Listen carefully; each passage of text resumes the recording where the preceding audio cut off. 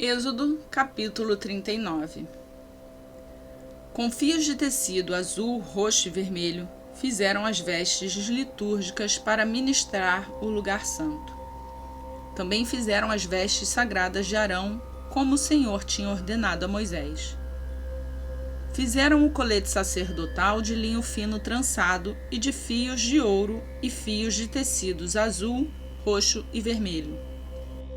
E bateram o ouro em finas placas, das quais cortaram fios de ouro para serem bordados no fino linho, com os fios de tecidos azul, roxo e vermelho, trabalho artesanal. Fizeram as ombreiras para o colete sacerdotal, atadas às suas duas extremidades, para que pudessem ser amarradas. O cinturão e o colete, por ele preso, foram feitos da mesma peça. O cinturão também foi feito de linho fino trançado, de fios de ouro e de fios de tecido azul, roxo e vermelho, como o Senhor tinha ordenado a Moisés. Prenderam as pedras de ônix em filigranas de ouro e nelas gravaram os nomes dos filhos de Israel, como um lapidador grava um selo. Então as costuraram nas ombreiras do colete sacerdotal, como pedras memoriais para os filhos de Israel, como o Senhor tinha ordenado a Moisés. Fizeram o peitoral, trabalho artesanal, como colete sacerdotal, de linho fino trançado, de fios de ouro e de fios de tecidos azul, roxo e vermelho. Era quadrado, com 1 palmo de comprimento e 1 palmo de largura dobrado em 2. Em seguida, fixaram nele 4 fileiras de pedras preciosas. Na primeira fileira havia um rubi, um topázio, um berilo. Na segunda, uma turquesa, uma safira e um diamante.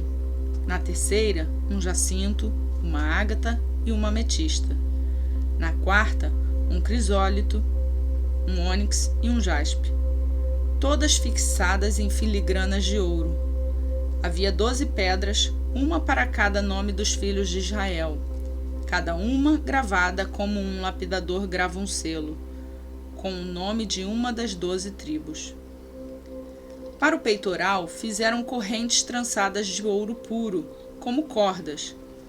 De ouro fizeram 2 filigranas e 2 argolas, as quais prenderam as 2 extremidades do peitoral. Prenderam 2 correntes de ouro, as 2 argolas, nas extremidades do peitoral. As outras extremidades das correntes, as 2 filigranas, unindo as peças das ombreiras do colete sacerdotal na parte da frente. Fizeram outras argolas de ouro e as prenderam às 2 extremidades do peitoral na borda interna, próxima ao colete sacerdotal. Depois, fizeram mais 2 argolas de ouro e as prenderam na parte inferior das ombreiras, na frente do colete sacerdotal, próximas da costura, logo acima do cinturão do colete sacerdotal.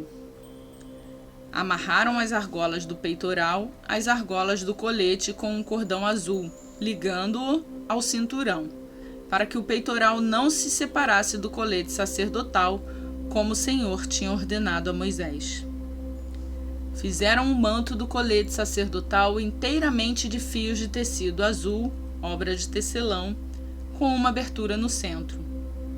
Ao redor dessa abertura havia uma dobra tecida, como uma gola, para que não se rasgasse.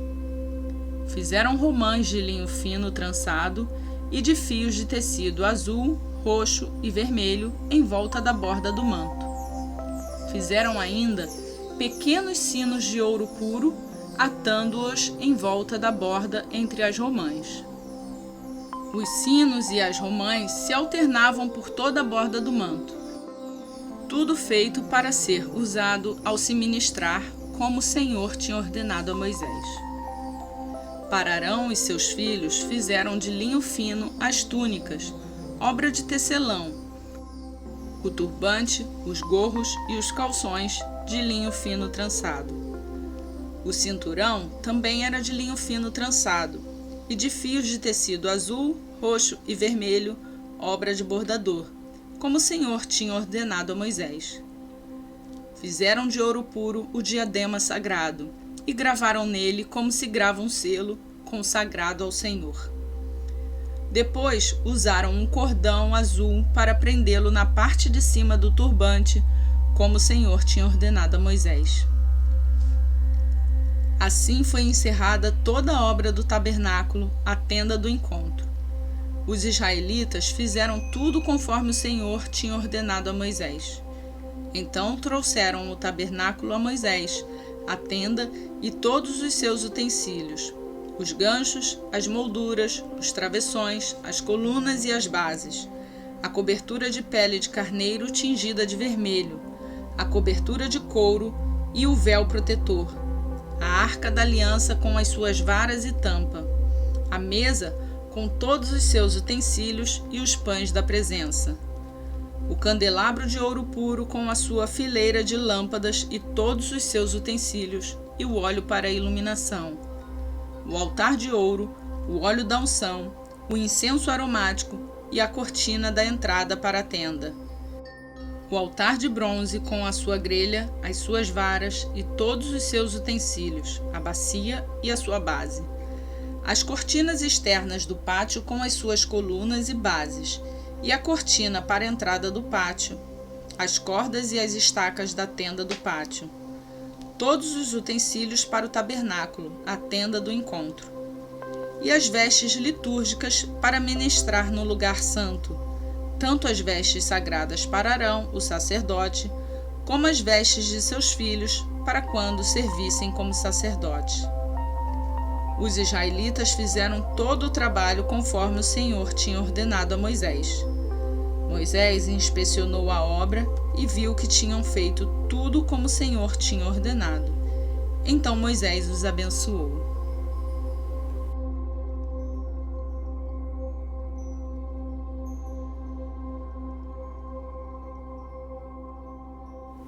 Êxodo, capítulo 40. Disse o Senhor a Moisés: Arme o tabernáculo, a tenda do encontro, no primeiro dia do mês. Coloque nele a arca da aliança e proteja-a com o véu.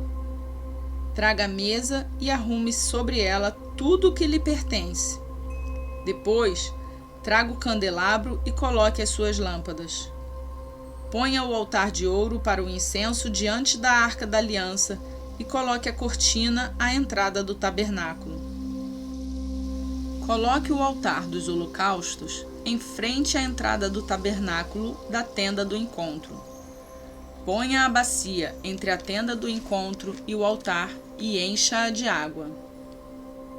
Arme ao seu redor o pátio e coloque a cortina na entrada do pátio. Unja com óleo da unção o tabernáculo e tudo o que nele há.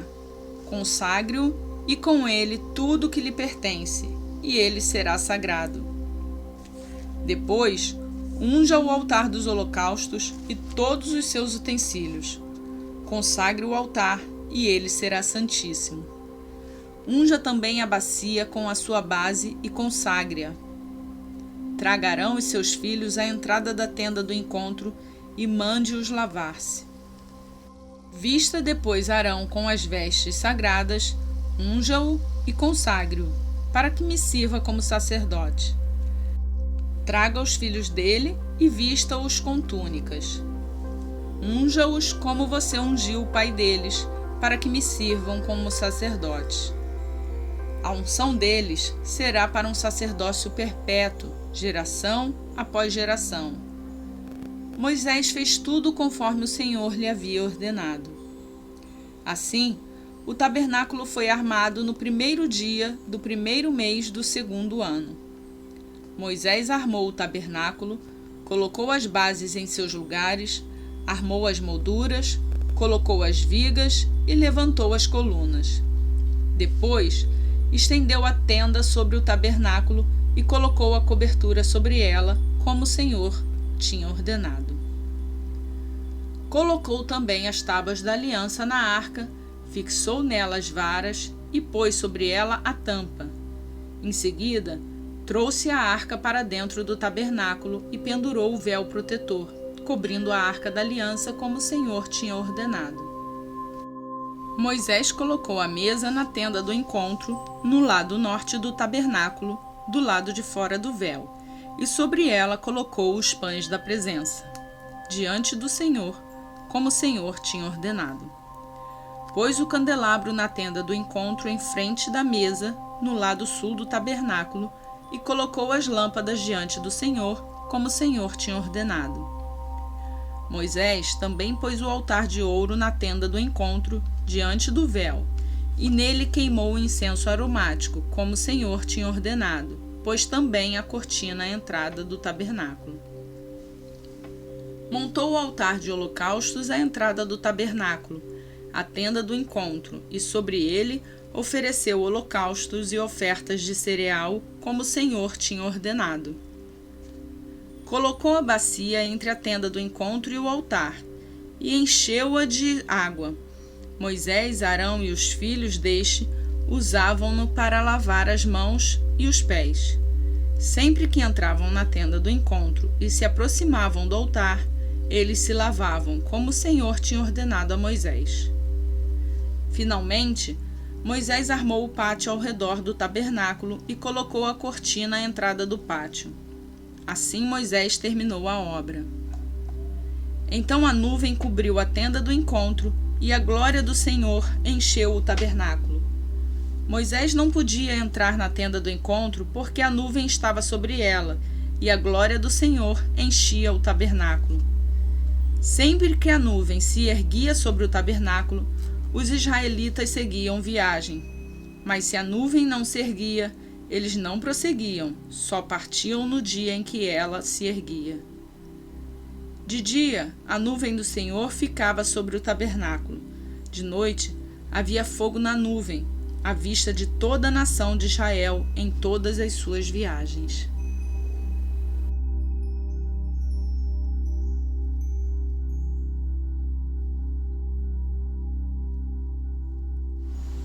Lucas, capítulo 1. Muitos já se dedicaram a elaborar um relatório dos fatos que se cumpriram entre nós, conforme nos foram transmitidos por aqueles que desde o início foram testemunhas oculares e servos da palavra. Eu mesmo investiguei tudo cuidadosamente, desde o começo, e decidi escrever-te um relato ordenado, ó excelentíssimo Teófilo, para que tenhas certeza das coisas que te foram ensinadas. No tempo de Herodes, rei da Judéia, havia um sacerdote chamado Zacarias, que pertencia ao grupo sacerdotal de Abias. Isabel, sua mulher, também era descendente de Arão. Ambos eram justos aos olhos de Deus, obedecendo de modo irrepreensível a todos os mandamentos e preceitos do Senhor. Mas eles não tinham filhos, porque Isabel era estéril, e ambos eram de idade avançada. Certa vez, estando de serviço a seu grupo, Zacarias estava servindo como sacerdote diante de Deus. Ele foi escolhido por sorteio, de acordo com o costume do sacerdócio, para entrar no santuário do Senhor e oferecer incenso. Chegando a hora de oferecer incenso, o povo todo estava orando do lado de fora. Então, um anjo do Senhor apareceu a Zacarias à direita do altar do incenso. Quando Zacarias o viu, perturbou-se e foi dominado pelo medo. Mas o anjo lhe disse: Não tenha medo, Zacarias. Sua oração foi ouvida. Isabel, sua mulher, dará a você um filho, e você lhe dará o nome de João. Ele será motivo de prazer e de alegria para você, e muitos se alegrarão por causa do nascimento dele, pois será grande aos olhos do Senhor. Ele nunca tomará vinho nem bebida fermentada, e será cheio do Espírito Santo desde antes do seu nascimento. Fará retornar muitos dentre o povo de Israel ao Senhor, o seu Deus, e irá diante do Senhor, no espírito e no poder de Elias, para fazer voltar o coração dos pais a seus filhos e os desobedientes à sabedoria dos justos, para deixar um povo preparado para o Senhor. Zacarias perguntou ao anjo: Como posso ter certeza disso? Sou velho e minha mulher é de idade avançada. O anjo respondeu: Sou Gabriel, o que está sempre na presença de Deus. Fui enviado para transmitir a você estas boas novas. Agora você ficará mudo. Não poderá falar até o dia em que isso acontecer, porque não acreditou em minhas palavras que se cumprirão no tempo oportuno. Enquanto isso, o povo esperava por Zacarias, estranhando sua demora no santuário. Quando saiu, não conseguia falar nada. O povo percebeu então que ele tivera uma visão no santuário. Zacarias fazia sinais para eles, mas permanecia mudo. Quando se completou seu período de serviço, ele voltou para casa. Depois disso, Isabel, sua mulher, engravidou e durante 5 meses não saiu de casa. E ela dizia: Isto é obra do Senhor.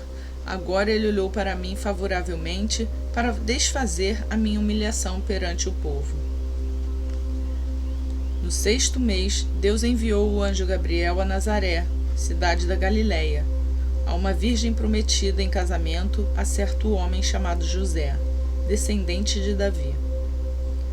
O nome da virgem era Maria. O anjo, aproximando-se dela, disse: Alegre-se, agraciada, o Senhor está com você. Maria ficou perturbada com essas palavras, pensando no que poderia significar essa saudação. Mas o anjo lhe disse: Não tenha medo, Maria. Você foi agraciada por Deus. Você ficará grávida e dará à luz a um filho. E lhe porá o nome de Jesus. Ele será grande e será chamado Filho do Altíssimo. O Senhor Deus lhe dará o trono de seu pai Davi, e ele reinará para sempre sobre o povo de Jacó. Seu reino jamais terá fim. Perguntou Maria ao anjo: Como acontecerá isso se sou virgem? O anjo respondeu: O Espírito Santo virá sobre você, e o poder do Altíssimo a cobrirá com a sua sombra. Assim, aquele que há de nascer será chamado Santo Filho de Deus. Também Isabel, sua parenta, terá um filho na velhice. Aquela que diziam ser estéril já está em seu 6º mês de gestação, pois nada é impossível para Deus. Respondeu Maria: Sou serva do Senhor, que aconteça comigo conforme a tua palavra. Então o anjo a deixou. Naqueles dias, Maria preparou-se e foi depressa para uma cidade da região montanhosa da Judéia, onde encontrou na casa de Zacarias e saudou Isabel. Quando Isabel ouviu a saudação de Maria, o bebê agitou-se em seu ventre e Isabel ficou cheia do Espírito Santo. Em alta voz exclamou: Bendita é você entre as mulheres, e bendito é o filho que você dará à luz. Mas por que sou tão agraciada ao ponto de me visitar a mãe do meu Senhor? Logo que a sua saudação chegou aos meus ouvidos, o bebê que está em meu ventre agitou-se de alegria. Feliz é aquela que creu que se cumprirá aquilo que o Senhor lhe disse. Então disse Maria: Minha alma engrandece ao Senhor, e o meu espírito se alegra em Deus, meu Salvador, pois atentou para a humildade da sua serva. De agora em diante, todas as gerações me chamarão bem-aventurada, pois o Poderoso fez grandes coisas em meu favor. Santo é o seu nome, a sua misericórdia estende-se aos que o temem, de geração em geração. Ele realizou poderosos feitos com seu braço, dispersou os que são soberbos no mais íntimo do coração. Derrubou governantes dos seus tronos, mas exaltou os humildes. Encheu de coisas boas os famintos, mas despediu de mãos vazias os ricos. Ajudou a seu servo Israel, lembrando-se da sua misericórdia para com Abraão e seus descendentes, para sempre, como dissera aos nossos antepassados.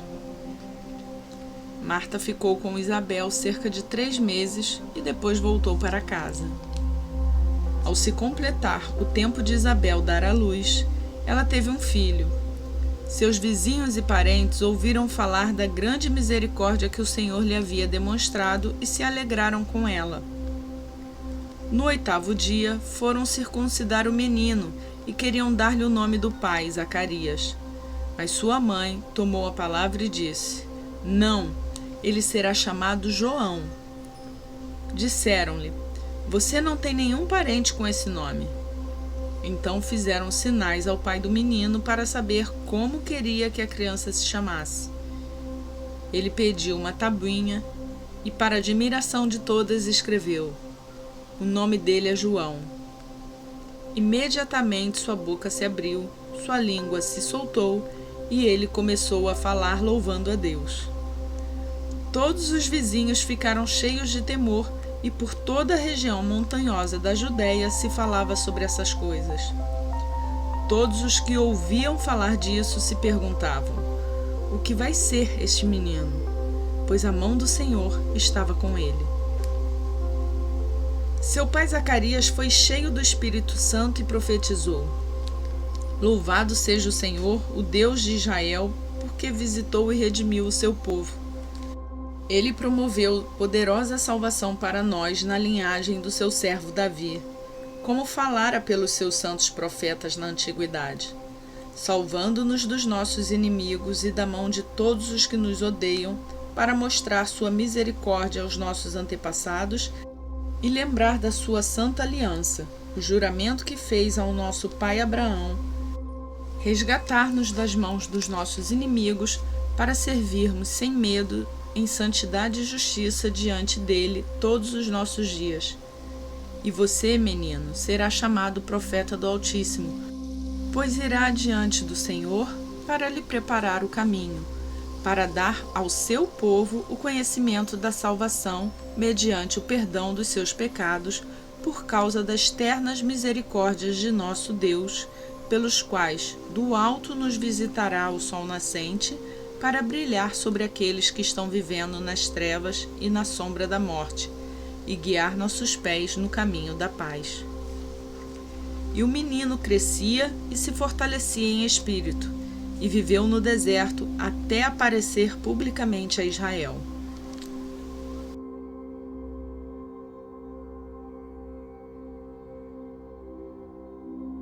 E hoje, ao completar a leitura do dia 45, terminamos também a leitura do livro de Êxodo. O início da vida de Moisés, a promessa de Deus, as pragas, a Páscoa, a libertação do Egito, o alimento, o maná do Senhor, os 10 mandamentos entregues a Moisés, o bezerro de ouro criado pelo povo, Moisés que, ao conversar com o Senhor, tinha o seu rosto resplandecente, a construção do tabernáculo, tudo para a glória do Senhor. O livro de Êxodo nos ajuda a compreender um pouco melhor o plano divino da redenção da humanidade. Eu fico muito alegre por vocês estarem aqui acompanhando essa leitura. Se você tem curtido, deixa um like nesse vídeo e se crê que essa palavra pode abençoar outras vidas, compartilhe o link. Amanhã iniciaremos a leitura do livro de Levítico. Será uma ótima oportunidade para aqueles que ainda não iniciaram a leitura, assim como de hoje, que iniciamos a leitura do livro de Lucas. É um dos evangelhos mais completos, então pode-se começar a leitura do Novo Testamento também pelo livro de Lucas. Eu fico por aqui. Para ser avisado sempre que um novo vídeo for postado, se inscreva no canal. Que Deus abençoe o seu dia e até amanhã, se assim Ele nos permitir.